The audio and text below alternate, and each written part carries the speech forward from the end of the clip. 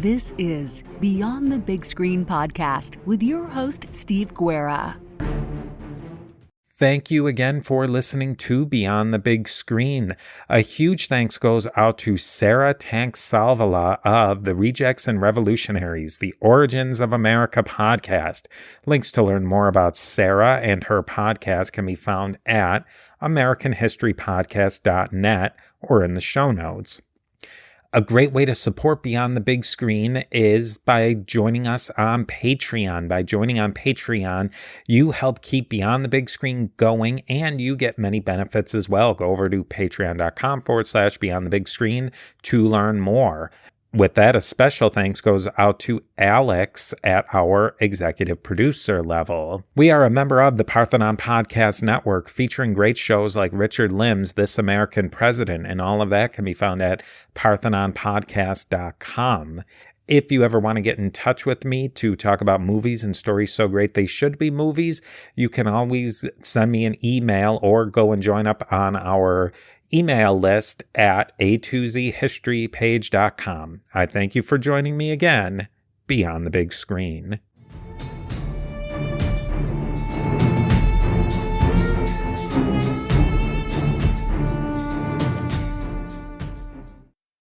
Today, we're joined by a very special guest and Beyond the Big Screen alumni, Sarah Tanksalvala of the Rejects and Revolutionaries American History podcast. Sarah's podcast tells the story of American history from its very beginnings. These are all stories and events that are now widely known, and many of them are definitely stranger than fiction. I know. You hear people talk about early American history, and they're like, talking about the Revolutionary War era. And it's just like, no, it started so much before that. And all of this was going on, like all these debates and all these struggles were going on at the same time. And it was just like, or in that earlier time. And it's just amazing. We're going to do this as sort of a top 10 list, the top 10 surprising facts about the 17th century American history, and moments that would definitely be stranger than fiction and deserve their own movie treatment. So what is your number 10? So we're going from 10 to 1.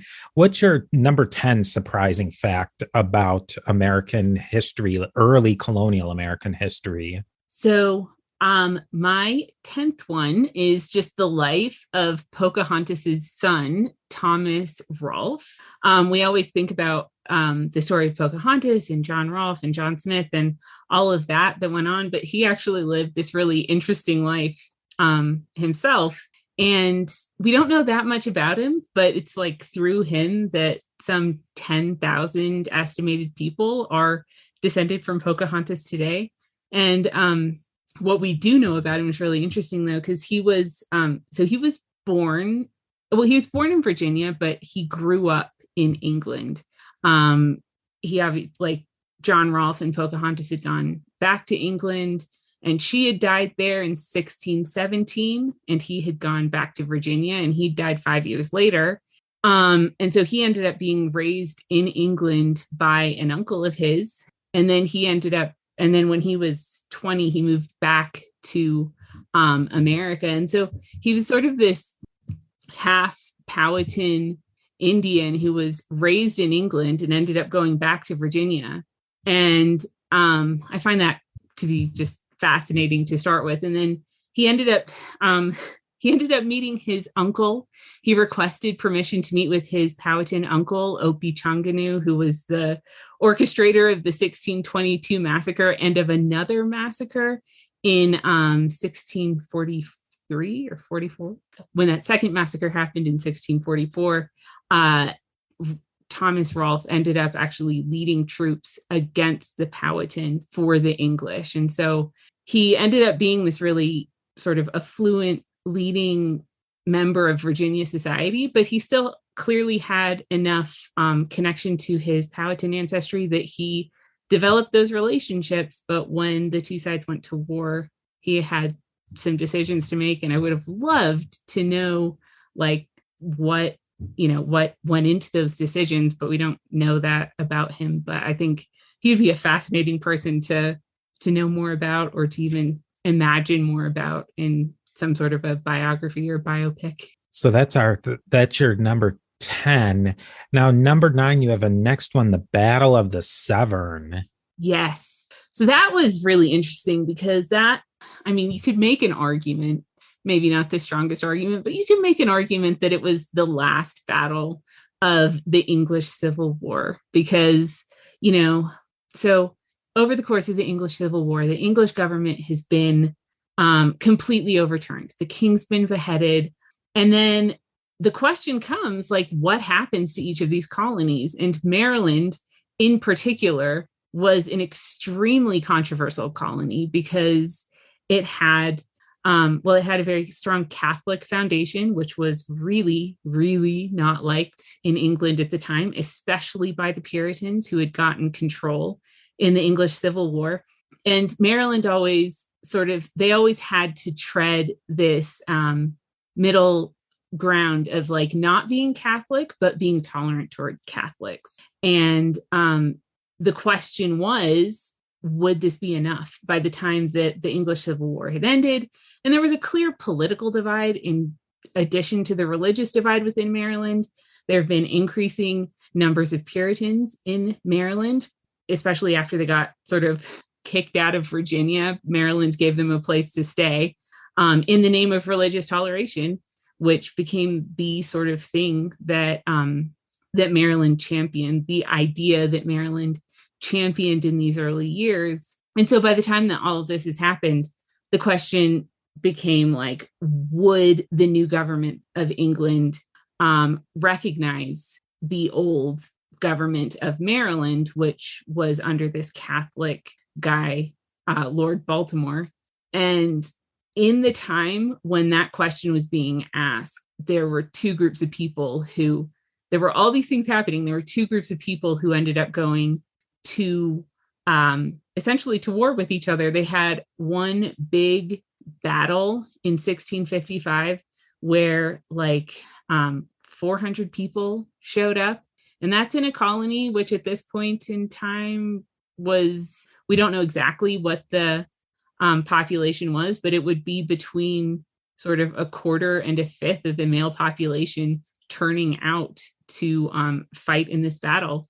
And ultimately, the Puritans had a lot more military experience, and they had a lot more organization, and they had a lot more resources, and they ended up just completely destroying the sort of Anglican, Catholic, Presbyterian group. And then the question still wasn't answered, though. And then the Puritans ended up just really, they ended up behaving sort of non-admirably at the end of this battle. They ended up illegally executing 4 prisoners, and they had sentenced 10 more to be illegally executed. But then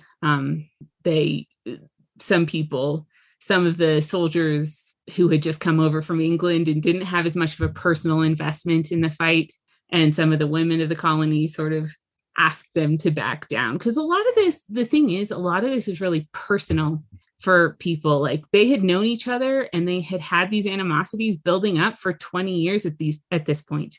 And so it went really downhill. But I think that how much the English Civil War affected America is always something that I never really understood very well. And listening to your podcast, there was such a connection between the two. But then there's also, like you were saying, that it's on the ground too, that these people hated each other personally, but then they have all these gripes too that are the bigger picture gripes. It's a really fascinating interplay.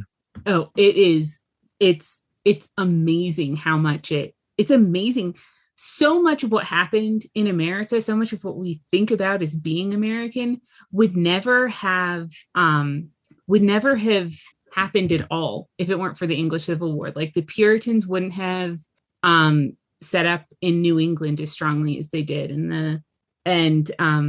except for those political forces. And so there was, just so much political stuff that just drove, and then it drove the formation of American culture. And it was as like an extension of the English politics of the time, Now, and this is kind of chronological too. England's in this time period, it's kind of going out of just being a regional northeastern or northwestern European power into being an empire. So that's your number 8, is the shift to becoming an empire. Yeah. And that is it's just sort of an interesting thing that I didn't fully realize about early American history until I started studying it, which was, I'd always assumed that there was this sort of imperial expansion of England and later Britain that was sort of this coordinated, concerted effort from the very beginning, sort of in the way that it was with the Spanish or like even the French, I think. And it just wasn't. It started out being this very it was a very individual, it was a very personal thing that people would do. And so it wasn't really successfully treated as a source of national pride very often. It was more often, it was a company or it was an individual who had some sort of a vision and some sort of an idea and went about trying to set that up. And so, in New England, it was one thing. In Virginia, it was another thing. And then you sort of assume that maybe this shift to being an empire would be something that was sort of, gradual or like some evolution or something, but again, it really wasn't. It was a result of, again, this English Civil War and the changing politics of England. And this notion that England didn't really have any money and its merchants wanted a monopoly on the American trade. And that maybe it was time for England to really take a central role on the world stage as the leading advocate of Protestantism. And there was some serious religious ideas that went into that as well. And so suddenly in the couple years after the English Civil Wars ended and Cromwell was sort of in charge of England, it changed to being a very imperial vision. And so you had the Navigation Acts, which suddenly emerged like in the year after Charles I was executed and Cromwell's government was established. And then you have just a couple years after that, you have the Western Design, which was England's so disastrous first attempt to actually go out and sort of fight a war of imperialism and take over another country's colonies. And it was a completely different sort of a thing that than had ever happened in England before. And now, a brief word from our sponsors. Now we have for number 7, all the different claims about what happened to the Roanoke settlers. And the Roanoke colony was the first American or English colony in America that got kind of a false start and then just vanished. And I think that's always, I kind of put myself as the casual American history fan, that I probably know a little bit more than most people, but I don't know the nitty gritty. And I think most people probably know the broadest strokes of the Roanoke settlers and that they know that it just disappeared. But that must have been a real shock in England that they're trying to get this thing set up and then it's just like poof, gone. Well, I don't know that it could have been much of a shock exactly, because it disappeared after they left it alone for 3 years, which is just like, I shouldn't even laugh at that because it's so terrible. But if you look at like the population of Jamestown, they went from like 100 to 30 in the course of like 4 months. And so these people 20 years before had been left alone for 3 years because the Roanoke colony had the misfortune of being founded right at the time when the whole Spanish Armada thing was happening. And so they didn't have the resources to go and find these people who were across the Atlantic. And even when they came 3 years later, then a storm hit, they couldn't find these people. And then they came again and no one really cared about trying. Certainly no one with any power over the mission really cared about trying. It was just sort of But then the Roanoke colony actually ended up being sort of the legal foundation on which America could try to, on which England could try to stake its claim of North America. So when Jamestown was founded, then finding the Roanoke settlers to the mission and acknowledging that they might still be around was suddenly incredibly important. And so they tried, so that was sort of something that the Jamestown people were supposed to do. And the really interesting story that emerged in these Jamestown accounts, they actually sort of intertwine to form something really interesting. So the Croatoans, they were a tribe that the Roanoke settlers had positive interactions with. And so the fact that they wrote that would indicate that they tried to go and integrate with that tribe. And that was something that early English colonists did on a fairly regular basis. But then, of course, years later, contacting the Croatoans to try to find these people was a little bit more tricky. And so John Smith tried to get someone to lead him down there, and they had refused, the Powhatan, to lead him down there. And they not point blank refused, but they had sort of not done it. They had not followed through. And then in England, there was a Powhatan who was a brother of the Powhatan leader of the time. And he had a fairly detailed story about what had happened. He said that the Roanoke colonists had lived for 20 years with the tribes down in that region, and that they had sort of integrated into that society, and they'd become craftsmen. They had worked copper for these people. But as they had started to see the Jamestown settlers approach, the brother said that they had gone down and killed off all of the Roanoke people, that the Powhatan, had gone and killed the Roanoke settlers to avoid the English being sort of pulled into alliance with them against the Powhatan. The Powhatan wanted the English alliance. That was a big part of those early colonial political things. And so they didn't want the Roanoke settlers to pull the English away from an alliance with them. And so that they claimed that they had gone and killed them. And we don't know if that's true, but that was the claim. And I find that fascinating. Number 6 was kind of surprising to me, just in the fact of how, well, I'll let you set it up, the turkey rule. Yeah, I love this one.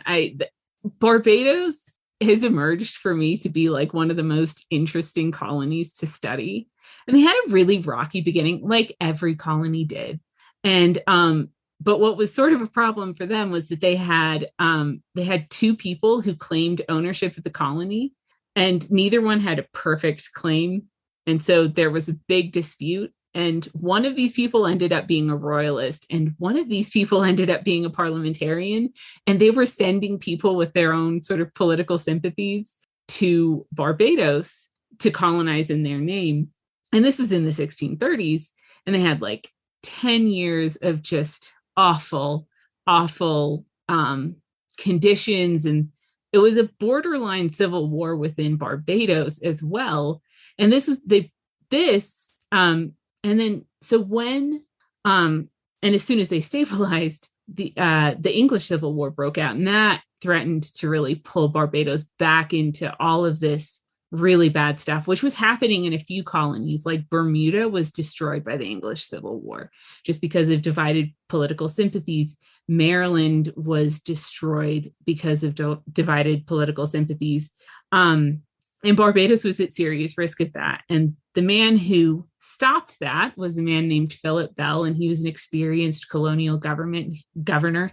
And he was this real sort of moderate guy who both people in England, or both sides in England, resented him for not being on their side enough. But he knew that his job was to keep the peace in Barbados. And one of the big things that he did to do this, sort of the sort of iconic thing he did to do this. And there was more leadership that went into it than that, but it was called the Turkey Rule. And basically, Cavalier and Roundhead were both politically extremely inflammatory, derogatory terms. To call a Cavalier was to equate them to like the Spanish Catholic influence in England. And to call a Roundhead was to just say, well, you have the culture and hairstyle of a 14-year-old boy. and so it was really inflammatory. And so basically the rule was, if you used either one of those terms, and you were clearly trying to, if you used either one of those terms, then you were clearly trying to just cause political division. You were trying to attack someone for their political beliefs. And so if you had to do that, or if you did that, then, and somebody heard you, if you used one of the terms and somebody heard you, then you would have to throw a dinner party for everybody who heard you use the term, and you'd have to serve a turkey and a young pig. And it would just sort of have to be this feast that was on you, that would be a party for everyone who was within earshot. It's an interesting way because you figure it's not a ton of people on this colony. Everybody knows each other. And it's kind of a way to like let bygones be bygones. Yeah, exactly. It was like it was a way to make sure that people treated each other with civility. And if they failed to do that, then they had to do that a second time. And, Barbados actually got through the war surprisingly unified, and they had some issues, but they managed to survive the war better than any other colony. And they really ended up thriving because this rule kept stability at the time when they were first starting to cultivate sugar. And so it really allowed them to be stable enough to become the sugar colony, the sugar island, the richest place in the English-speaking world. So it worked well for them. Moving on to your top half here, we have number 5, the first hints of the future Revolutionary War. And we're talking about early here, like the middle of the 1600s. And we're already starting to get hints of something that'll happen a good 100 plus years later. Yeah. And that just, it's fascinating because so Massachusetts was founded in like 1630. And by 1635, they are saying like, we might do this independence thing. Because they'd always played a little bit fast and loose with the rules to distance themselves as much as they could from the English government, because at that point, the English government was Charles I, and they had moved to America to be away from him and to set up their ideal Puritan society. They didn't want him interfering with that. And so they slipped a couple of terms in that left their charter legally ambiguous. And then they took their charter to America so that they were able to govern themselves from America. And Charles I really did not like this because the Puritans were his biggest political enemies. He was going to be at war with the Puritans within 5 years. A little more than 5 years. So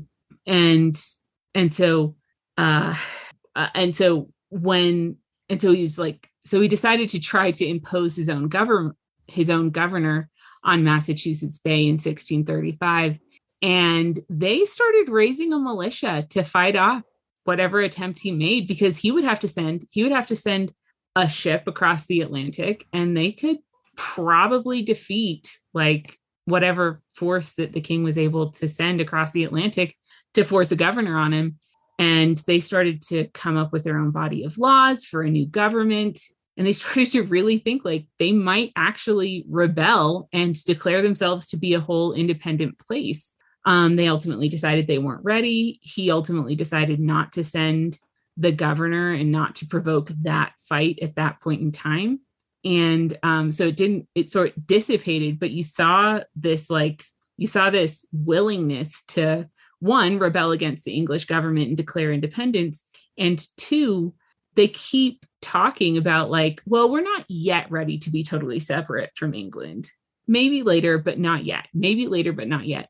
And it's just something that comes up over the course of time. And so like 1635, that's 5 years into Massachusetts history that this was already starting to be discussed. That's one of the things that always seems to come up in early American history is like all these little seeds are getting planted along the way of like independence, and that they're not really, they're connected to England, but not quite. And it's almost like the proving ground that England becomes or eventually Great Britain becomes a much better empire, having lost the 13 colonies. Yeah, I think that's exactly right. Because, I mean, what drove people to America? It was not liking the way things that worked in England, or not being able to actually make things work on a personal level in England. So if you couldn't make a living in England, maybe you would go to the Americas. And if you disliked the status quo in England, then leaving was your best bet. And so it makes sense that it would emerge as this sort of rebellious little thing that was kind of different from the rest of the English speaking, or from the British Empire, but Now, the next one, number 4, Ingles Rebellion and the Plundering Time. That one was a new one to me, and it ties back into this whole Maryland thing. Maryland seems to keep coming in. Yeah, Maryland has like the most interesting, I would say, history of any of the colonies, because it wasn't such a weird place politically and religiously. Because, I mean, fundamentally, the original vision was to have a place that Catholics could go and live in peace, which they really, really could not do in England. They were really oppressed in England. And so under this slightly more sympathetic king, there was this notion that maybe they could go and start a colony where Catholics can't do their thing in the open here, but maybe they can go and just have this little piece of America and just be Catholics in peace there. And they invited Puritans and they invited Anglicans. And so, but the problem was like the Puritans really did not want Catholics to have what was in their mind a Catholic colony, because they thought when people thought Catholic, they thought sort of, quote, Bloody Mary Tudor. And they thought of the Gunpowder Plot. And so people weren't really wanting to have Catholics have, any freedom whatsoever, including in America. And so there's this big sort of fight. And when the English Civil War breaks out, no one's quite sure what to do with that. Baltimore wants to sort of weakly support the king. His brother, who's the governor of Maryland, is pretty strong and fiery in support of the king. The Puritans in Maryland are obviously pro-Parliament.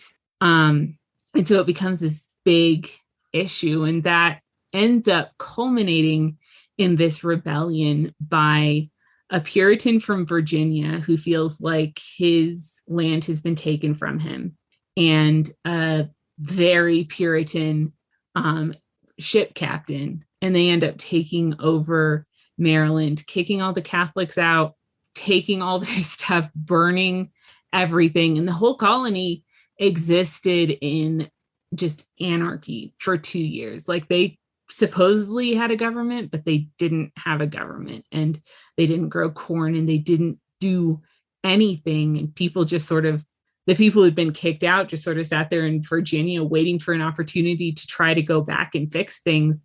But it really changed the dynamics of the colony, because it took out everyone who had been in charge of this very cohesive vision. And it just threw off the dynamics of the entire colony, and the colony changed permanently as a result of that. Now for the number 3, we're going to swing up north for this one, for the Antinomian controversy. Oh man, that was interesting. So, I mean, I think a lot of people have probably heard of Anne Hutchinson, because she was she was sort of like a female religious dissident in colonial New England who ended up being exiled. And so it's a really dramatic story. But the whole story just is really fascinating, because people had come to America with, like Puritans in New England had come to America with a unified opposition to the Anglican Church and this desire to purge it of its Catholic influences, but they didn't know exactly what that was going to look like. There wasn't this intense, like, there wasn't actually a unity of religious thought. And so Anne Hutchinson joined together with these other people who were also fascinating, and some of them ended up being famous in their own right, like Henry Vane and Mary Dyer, who ended up being the sort of infamously executed Quaker woman. And they sort of started questioning a lot of the things about how New England's religious life was developing. And they took the side of one pastor and really got belligerent with some of the others. And it created this massive controversy, which created this massive court battle. And a bunch of them were exiled or just sort of driven out of the colony without officially being exiled, just made very, very unwelcome. And after the Antinomian controversy was when New England started to really process that they needed to create some sort of unified foundation of thought. And that's when they started working toward establishing Harvard as a means to do that. So there were some English Quakers in there, and the Quakers, they didn't get along with the Puritans and all these different groups. And there was like factions inside of the Puritans that didn't get along with each other. Yeah, because there wasn't like a unified Puritan thought, right? Like Puritan could be anything from Presbyterian to Quaker, or it could be a controversy. You could be this person who kind of wanted the same Anglican thing, but without bishops, and you wanted the government in control of the church instead of the king, or the parliament in control of the church instead of the king. Or you could have Congregationalists, which is what New England ended up being, Rhode Island accepted. But it was just one town, one church, and that church was run democratically, but you didn't allow everyone in. You had to be very, very selective about only allowing the people into the church who were probably aligned with the thinking of the church. And then you had, and then you had Quakers, and Quakers were really, at this point in time, there was these really inflammatory, radical sort of people. They were Puritans, but they took it to the extreme. And they were really belligerent with everyone who was less extreme than they were. And that's where, and so all of these factions, they like disliked each other almost as much as they disliked the Anglicans or the Catholic. Well, not the Catholics, but then the Anglicans. And they didn't agree on pretty much anything apart from who they disagreed with. And now, a brief word from our sponsors. Now, the second one, our penultimate on the list, is the shipwrecked in Bermuda. And I think that this one people are going to be surprised by, because there's the connections that you don't necessarily make with American history to things that were happening in England. It's almost like for me, it's like, well, that's English history, or like British history. That can't have anything to do with American history. And then this is kind of another one where they collide. Yeah. Well, Bermuda is like really interesting in terms of how it actually ended up affecting England. And they were sort of they were a weird colony, but the way they ended up being founded was just, a hurricane had caused a massive shipwreck that forced people to live in Bermuda for several months. And they decided that was actually a pretty nice place to be. And they decided to go and ask for that to become a colony. But the effects of that little thing, that little event, the Sea Venture, the crash of the Sea Venture, were really interesting, because one of them is that that story served as the inspiration for Shakespeare's The Tempest, Shakespeare's play The Tempest, which, so it obviously affects English culture in a really unique and interesting way, because Shakespeare was sort of in these societies where he was talking to a lot of these people who were involved in colonization. So he had some interest in it anyway. Not that he was participating, but when a really juicy story came out, he wanted to write a play about it, which I think is really cool. And the sort of darker side of that is that the ship that wrecked wasn't just any random ship. It was the ship that was supposed to sort of restart the Virginia colony, and it was supposed to invigorate the colony that was failing. It was the most expensive expedition that the Virginia Company had ever sent. And when it failed, it led to the starving time, and it ended up just completely destroying the Virginia Company. And it really changed the whole face of what Virginia could become. So much of Virginia. I mean, I wonder what would have happened that, playing the alternative history, if Jamestown had collapsed and you have Roanoke that fails, then Jamestown, like if there would have been another push to do this kind of colonial expedition again after this, or if it would have had to have been something completely different. It would have been really interesting especially because the Spanish at that point were really trying to push the English out of Virginia. And if Jamestown had collapsed, the Spanish were ready to take over. Because if the last settlement, if there were no English people, if there was no continual English settlement in America, then Spain had a much stronger legal right to North America. And Spain wanted to own all of the Western Hemisphere, essentially, apart from Brazil or whatever. But, and so it would have been completely different. And the Spanish would have had a lot of the same issues as the English in terms of just the logistics of setting up a colony in America. But it would have looked very different. And you can't even predict what it would have looked like. It would have been really interesting. And that in turn would have, like you said, affected the way the English society went. It would have been really fascinating to see. Now we finally hit number one. Is there maybe any honorable mentions you'd like to throw in?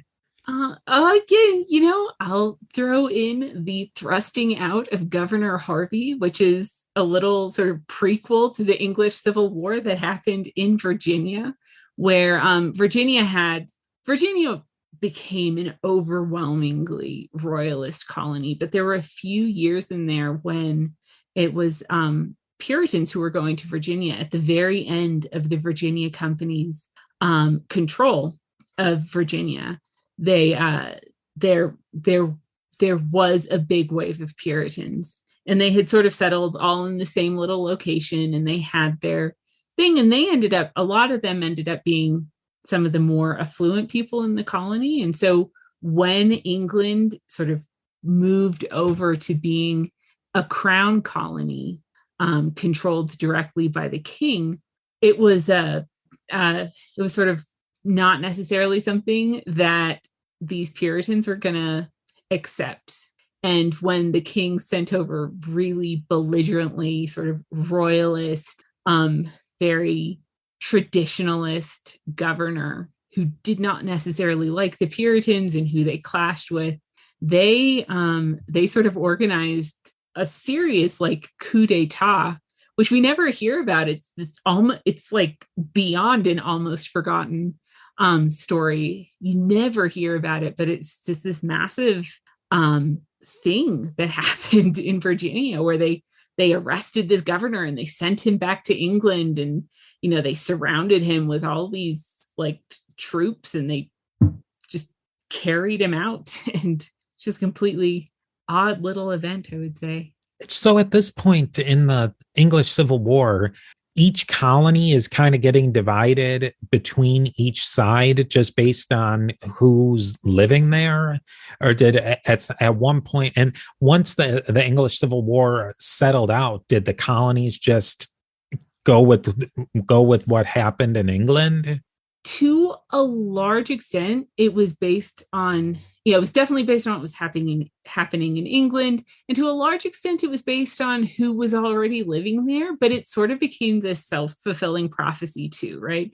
So New England was by definition organized by people who were Puritans, who would support Parliament, who opposed the king. That was its entire reason for being. Virginia was this colony that leaned royalist, but it was a little bit more balanced early on.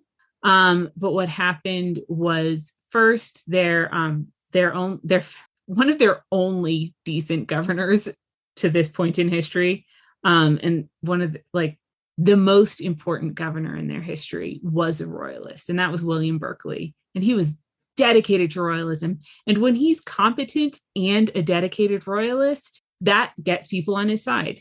And so anyone who might have been neutral is now leaning royalist. And then Virginia gets a reputation for being sympathetic to royalists. So all these royalists who have lost everything and have nowhere to go, Virginia kind of works because at least you'd be among friends. And so then it becomes more royalist. And then they kick out their Puritans because they're sick of Puritans. And so then it becomes more royalist. And suddenly you have this massively royalist colony.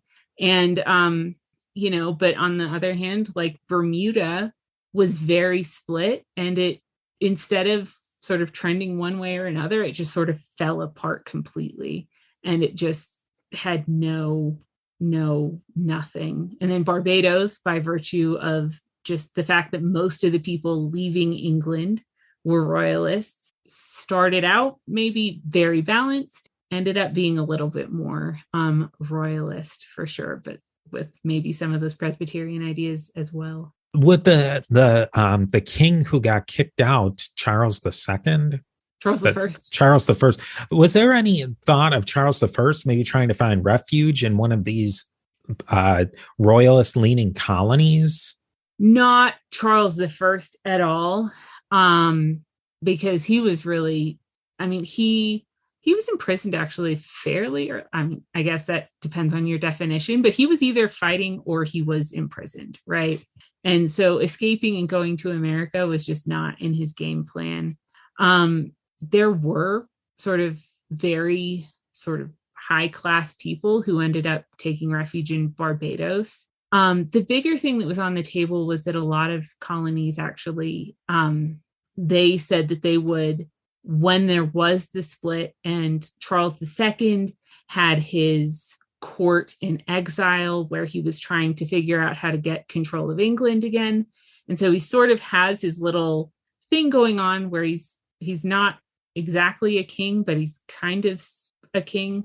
You had a lot of colonies, 6 colonies specifically, you had that declared that they would be governed by him instead of by the English government. And they would owe their allegiance to him, and they would be separate from England, and they would be ruled by Charles II from France or the Netherlands or wherever he was at the time. Now we have your number one most surprising bit of less known history from colonial America. We have Providence Island. So we're tying it back to the English Civil War here. Oh yeah. And Providence Island is it's funny because I wouldn't have even known about it if it hadn't come up in histories of the English Civil War, because it affected, maybe more than any other colony, it affected English history, because it was the vision of Providence Island was to have this base for privateering against the Spanish that would also, by privateering against the Spanish, make everyone fabulously wealthy. And that ended up just going hilariously awry, just so far awry. But what it did was the people who ran the Providence Island Company that actually governed the colony from England, which was the standard at the time, well, they used their meetings. Let's just say they emerged as the unified base of opposition to Charles I. And if they'd never done the Providence Island thing, they probably wouldn't have interacted quite as much over quite as long a period of time in a way that really facilitated their planning and organized resistance to Charles I.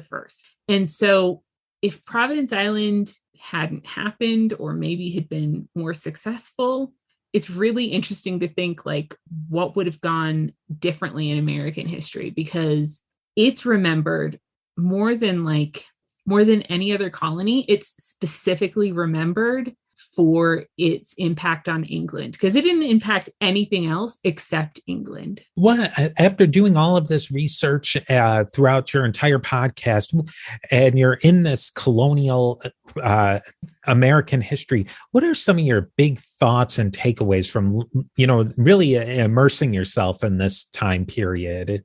Okay, I mean, first takeaway, honestly, is just that it was really a brutal, difficult time. And that strikes me every single time that I look at any news story.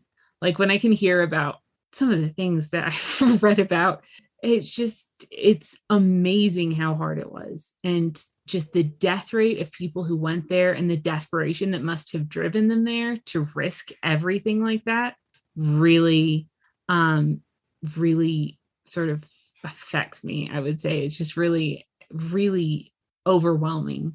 The second thing is just it's just seeing this early American identity and how it emerged, and how the ways and the reasons that it emerged are so, they're so connected to the things that were happening in England. And that America is what America is as a result of what was happening in England at the time that its earliest colonies were founded.